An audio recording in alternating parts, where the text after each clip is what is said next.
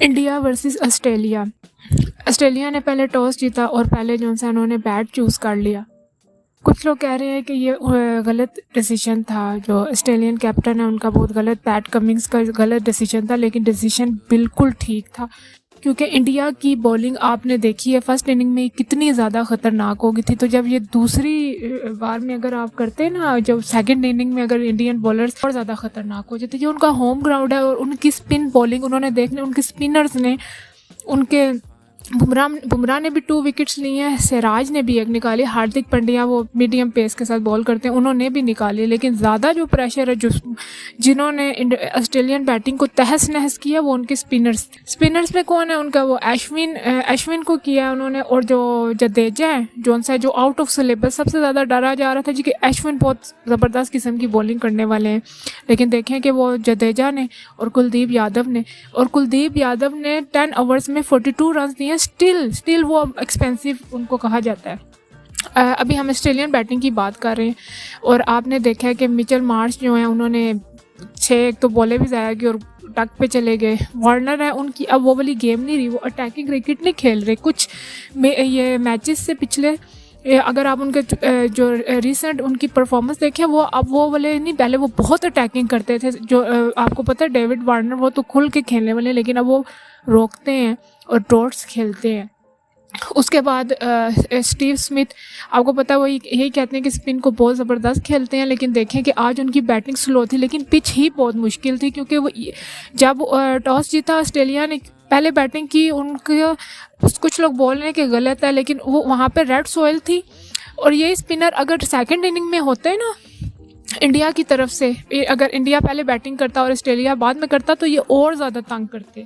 जितना अभी 200 उन्होंने उनको करने रिस्ट्रिक्ट किया ना तो इससे बहुत कम था, लेकिन ये विकेट भी जॉन सी है ना 250 270, तो यहाँ पे विनिंग टोटल था 250 और 270, लेकिन ऑस्ट्रेलिया स्टिल जो है ना अगर थोड़ा सा वो अपनी एक्सेलरेट करते, थोड़ा सा ज़रा खेलते, स्टीव स्मिथ थोड़ा सा, क्योंकि वो उन्होंने जिन बॉलर्स को वो खेल सक रहे थे उन पर भी उन्होंने बहुत ज़्यादा डॉट्स ज़ाया किए। उन्होंने जो है मेरे ख्याल में 46 बॉल या इसके अराउंड उनके रन्स थे और 71 बॉल्स पे, तो उन्होंने काफ़ी स्लो खेला। ज़रा सा मतलब कि चलो 50 या 55 भी कर लेते ना तो थोड़ा सा उम्मीद होती है कि भाई ज़रा सा स्कोर ज़्यादा हो जाता। तो अगर ऑस्ट्रेलिया 200 को क्रॉस कर लेता ना 220 230 तो इंडिया के लिए मुश्किल होता। खैर वो कुलदीप यादव एक किस्म के एक्सपेंसिव थे, जो उनसे बहुत ज़्यादा अश्विन और उनसे तो बहुत ज़्यादा जो है एक्सपेक्टेशन है, तो उनकी जो है वो 10 ओवर्स में उन्होंने 42 रन दिए हैं और वो प्रॉपर मतलब कि एक्सपेंसिव लगे हैं। बाकी जडेजा ने बहुत अच्छी बॉलिंग की है। फिर बारी आई जब इंडिया की और एंड पे जो है माइकल स्टार्क ने बहुत अच्छा अपनी जो आखिरी 28 रन उन्होंने बनाए हैं, वो ही मतलब कि उन्होंने थोड़ा ये एक अच्छा टोटल जो है बोर्ड पर लगा है और वो डिफेंड करने के काबिल हुआ है, वरना तो बहुत बुरे हालात थे जो है ऑस्ट्रेलियन टीम के जो है। उसके बाद जब इंडिया बैटिंग करने आई है वो ठीक है, सबसे पहली बात तो शोभनम गिल की वजह से सब कुछ उनको बैटिंग नंबर शफल करने पड़े हैं और थोड़ा सा ज़ाहिर बात है एक डिस्टर्बेंस तो बनी है उनके लिए। तो फिर रोहित शर्मा तो आपको पता है हमेशा से टैकल चल गए तो ठीक है, वरना वो आके अटैक ही करते हैं हमेशा की तरह, लेकिन वो भी नहीं कर सके, ईशान किशन भी नहीं चल सके, शेरिया भी नहीं चल सके।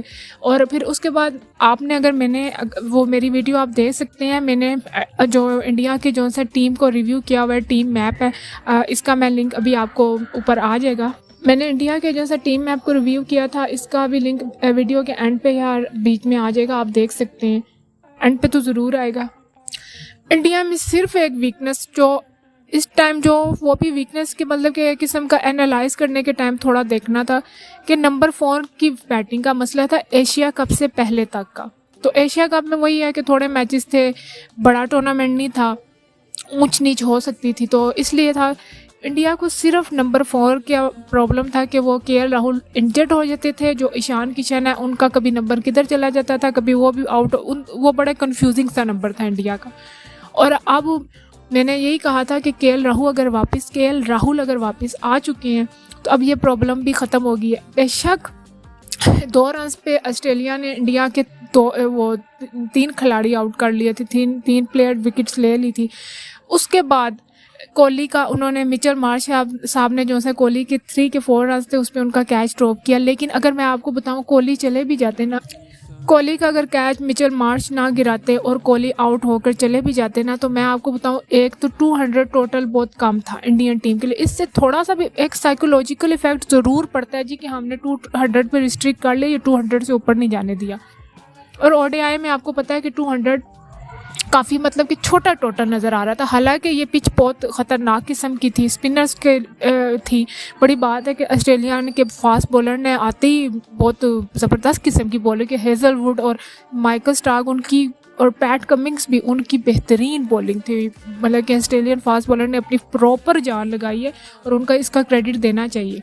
उसके बाद अगर मैं आपको बताऊं कि विराट कोहली का अगर कैच पकड़ा जाता, मिचेल मार्श ना गिराते और विराट कोहली आउट हो भी जाते, केएल राहुल जो है ना इस टाइम अपनी सुप्रीम फॉर्म में आ चुके हैं। वो बिल्कुल गलती नहीं कर रहे। अगर आप देखेंगे, अगर आप उनके फेस एक्सप्रेशन, उनके खेलने का अंदाज़ देखें, विराट कोहली में अब वो वाली बात नहीं है। ज़ाहिर बात थोड़ा सा फ़र्क पड़ता है, उन्होंने बहुत ज़बरदस्त प्लेयर है, बिल्कुल मतलब उनके लिए तो अल्फाज नहीं है कि उनकी कोई तारीफ़ कर सके कोहली के लिए तो।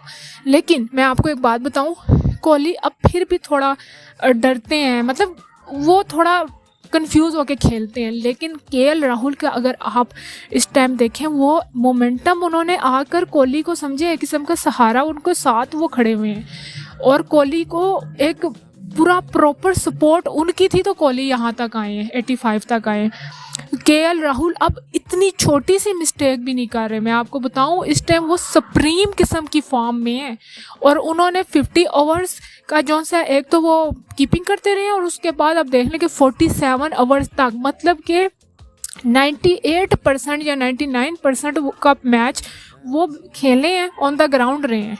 सिर्फ जो बीच में वो इनिंग की थोड़ी सी इनके बाद जो ब्रेक हुई है वो रहे हैं, उनका वो स्टेमिना बहुत ज़बरदस्त है और अपनी सुप्रीम फॉर्म में।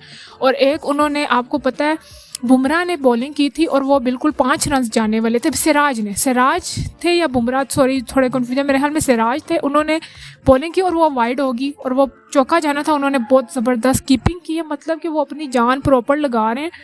और वो उनकी क्रिकेट इस टाइम मतलब कि ना, अगर आप आजकल के बच्चों ने खेलना सीखना है ना, तो आप केएल राहुल को फॉलो करो करंटली ना। वो सबसे बेहतरीन उनकी जो है ना, उनके बैट से जो वो बॉल हिट करते हैं उसकी आवाज़, और वो मतलब कि इस टाइम पे करंटली मुझे यकीन करें बहुत आज उनकी बैटिंग देंगे एशिया कप में भी और अब भी। और वो गलती ही नहीं कर रहे, वो चांस दूसरी टीम को दे ही नहीं रहे। जितनी भी अच्छी बॉल हो वो बुरा नहीं खेल रहे। तो बाकी ये है कि उन्होंने खेला। और अगर वही बात है कोहली आउट हो जाते तो केएल राहुल थे और इंडियन बैटिंग बुमराह से ऊपर तक है। अश्विन भी उनके बहुत अच्छे बैट्समैन हैं। तो आप बताएं ना, नंबर 9 तक तो उनकी बैटिंग थी, तो 200 टोटल बहुत कम था। जब कोहली बिल्कुल विराट कोहली बहुत ज़्यादा सेट हो गए थे क्रीज पे जो है, तो फिर वो एडम जैम्पा को लेके हैं, लेकिन जैम्पा भी नहीं चल सके और बहुत एक्सपेंसिव रहे। ग्लेन मैक्सवेल भी नहीं अच्छे स्पिनर इंडिया में, जहाँ पे कुलदीप यादव, अश्विन, जडेजा थे, तो दूसरी तरफ जो है सिर्फ ग्लेन मैक्सवेल और एडम जैम्पा। ज़्यादा एक्सपेक्टेशन तो एडम जैम्पा से थे, लेकिन वो बहुत ज़्यादा एक्सपेंसिव थे। लेकिन वही एंड पर बात कि जो है वो अगर कोहली आउट भी हो जाते तो बहुत ये गेम के चांसेस, जब ऑस्ट्रेलियन की जब विकेट्स गिरना शुरू हुई थी तभी नज़र आ रही थी कि गेम 20% सिर्फ ऑस्ट्रेलिया के हाथ में थी। तो शुरू में वाकई उन्होंने बहुत ज़बरदस्त की, लेकिन मेन बैट्समैन तो वही है केएल राहुल, विराट कोहली, हार्दिक पांड्या। आपको देख लें वो जब आते हैं क्या T20 में, वो ऐसा क्रूशल टाइम या जिस दिन उनकी बैटिंग कोलैप्स होती है वो हार्दिक पांड्या आके खेल लेते हैं। इंडियन बैटिंग इस टाइम उनका मिडल ऑर्डर, उनकी जो सा शोभनम गिल, रोहित शर्मा 30-40 ही बना जाते हैं, तो ऐसा मोमेंटम जो से छोड़ के जाते हैं, अगला टीम के लिए स्टेज सेट करते हैं कि वो उनके लिए वो उनको पता होता है कि ये इतना ही करेंगे और वो उनके प्लेयर्स बस फिर खेलते हैं। तो ये तो शुरू में ही अगर ऑस्ट्रेलियन टीम ये था कि 230-250 रन होते मोर और विकेट जिस तरह विराट कोहली का कैच ना गिरता तो इंडिया के लिए थोड़ा प्रॉब्लम हो सकता था। उनका होम ग्राउंड है, उनका अपना घर है, तो बड़ा मुश्किल था वैसे। लेकिन आज ये है कि मज़ा आया, जिस तरह 400 रन बन रहे हैं, 350, यकीन करें बिल्कुल मज़ा नहीं आ रहा था, क्योंकि बॉलर्स का एक अपना एक जोबन होता है उनकी बॉलिंग का।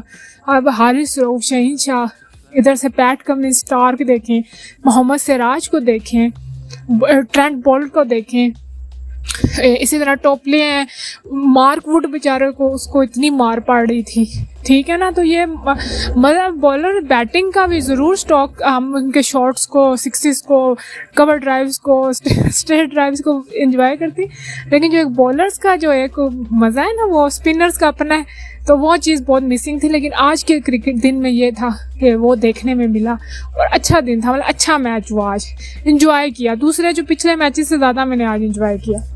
इस टाइम मैं आपको बता दूं इंडियन टीम बहुत ज़्यादा तगड़ी है, और नेक्स्ट संडे पाकिस्तान का मैच है। ऑफ कोर्स मैं पाकिस्तान को सपोर्ट करूँगी और मैं अच्छे क्रिकेट को भी सपोर्ट करती हूँ। इंडियन इस टाइम करंटली इंडियन टीम में जो मेरे सबसे फेवरेट प्लेयर हैं वो केएल राहुल हैं। तो मैं वैसे भी उनको एज अ ह्यूमन बीइंग बहुत पसंद करती हूँ, और ये बात है। तो बस ये मैच अच्छा था, मज़ा आया। जैसे 2 दिन हम जितने भी मैचेस वार्म अप गुजरे हैं, जितने मैचेस गुजरे हैं, बॉलर्स के ऊपर बहुत ज़्यादा मतलब कि तरस आ रहा था, क्योंकि ऑफ कोर्स मतलब कि उनके लिए बहुत बुरी किस्म की विकेट्स बना रहे थे। अब आज थोड़ा मज़ा आया, हमें बॉलिंग भी देखने को मिली, अच्छे शॉट्स भी मिले, अच्छी क्रिकेट देखने को मिली। एज अ क्रिकेट फ़ैन मैंने बहुत आज इंजॉय किया मैच को, बहुत मैंने इंजॉय किया। और मेरा